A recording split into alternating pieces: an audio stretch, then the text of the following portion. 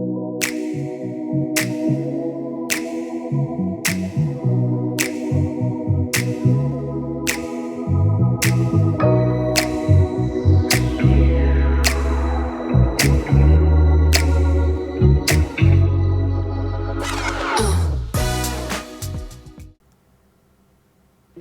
んにちは、りょうです。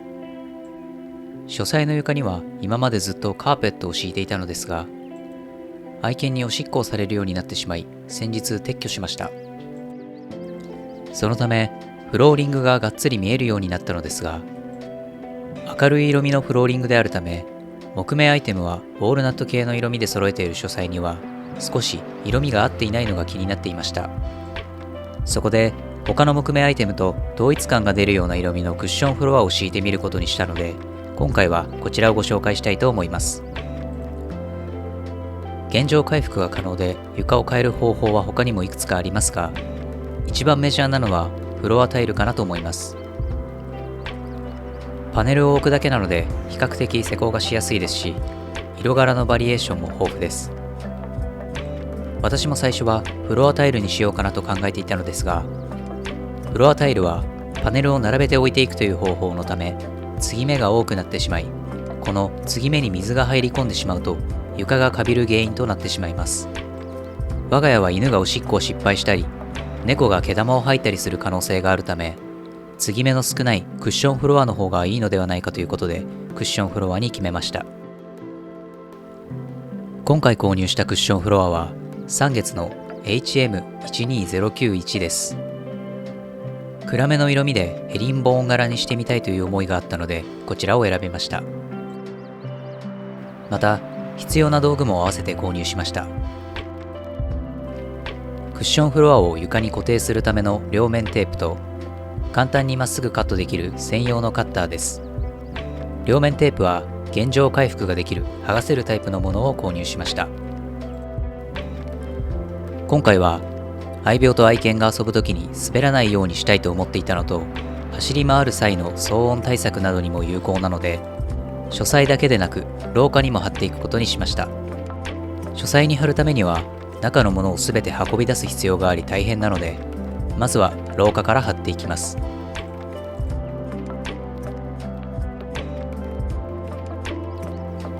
まず最初は両面テープがしっかりと貼り付くように床を掃除していきます。次に必要な長さにカットしていきます。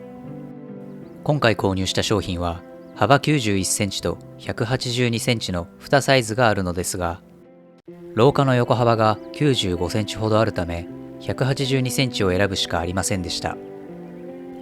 そのため半分近く余分な部分が出るので、まずはざっくりとカットしてこんな感じで仮置きしていきます。仮置き後は4辺に両面テープを貼っていきます。この時点ではまだ両面テープの剥離紙は剥がしません。このようにガタガタしている箇所が多くあるので、この形に合わせてカットしていきます。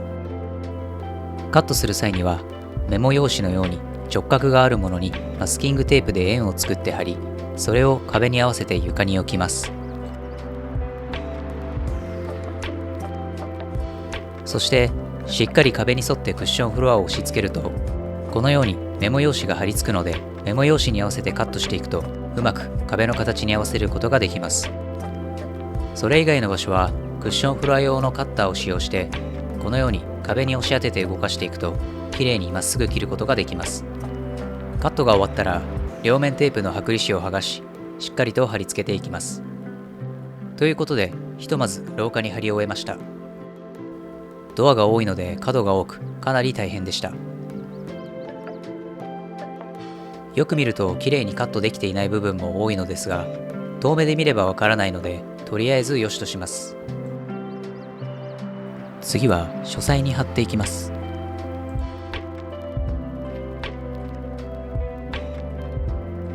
基本的には廊下に貼った際と同じなのですが、書斎の場合は幅182センチ1枚では足りず、2枚使用する必要があるため、2枚の柄を合わせる作業が必要になってきます。今からは廊下に貼った際と違う部分のみ説明していきます。まずは物を部屋の外に出していきます。物が多く廊下が埋まってしまったので、デスクだけは外に出すのを諦めました。廊下よりも広いため、しっかり固定できるように両面テープを貼る位置は4辺に加えてだいたい50センチ間隔で貼っていきます。柄合わせについてですが、基本的には耳と言われる部分を重ねてカットすることで綺麗に柄が合うようになるみたいです。ただ、私が今回購入したものにはこの耳部分がついていなかったので、この方法が使えませんでした。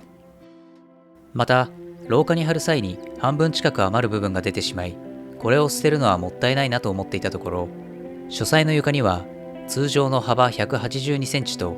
廊下で余った部分を合わせるとちょうどいいということが分かったので、なんとかこれを使えないかと頑張ってみることにしました。下になっているクッションフロアの端の柄に合わせてマスキングテープをカットし、それを上のクッションフロアに貼ります。マスキングテープに合わせてカットして、ちゃんと柄が合っているかを確認します。合っていることが分かったので、これに合わせてまっすぐカットしていきます。カットした部分を取り除いていきます。継ぎ目の下にも両面テープを貼り、ローラーで圧着していきます。すると、このようになりました。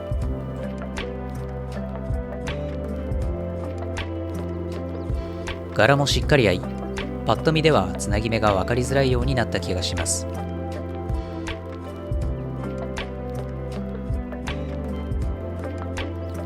書斎の中に物を戻して完成です。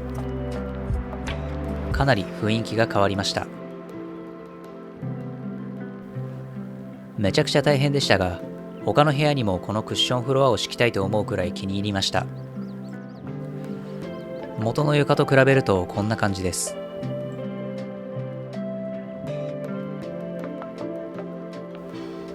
今回は床を好みの色味にするため、クッションフロアの設置に初挑戦してみました。床の色が変わったおかげで、より統一感のある部屋になったのではないかなと思います。クッションフロアの設置は思っていたよりもかなり難しく、ところどころ気になる部分はありますが、個人的にはなんとか許容できる範囲で済んだので良かったです。今回行った両面テープで貼り付ける方法であれば、賃貸でも現状回復が可能なので、床の色や柄が気に入っていないという方はぜひ試してみてはいかがでしょうか。最後までご視聴いただきありがとうございました。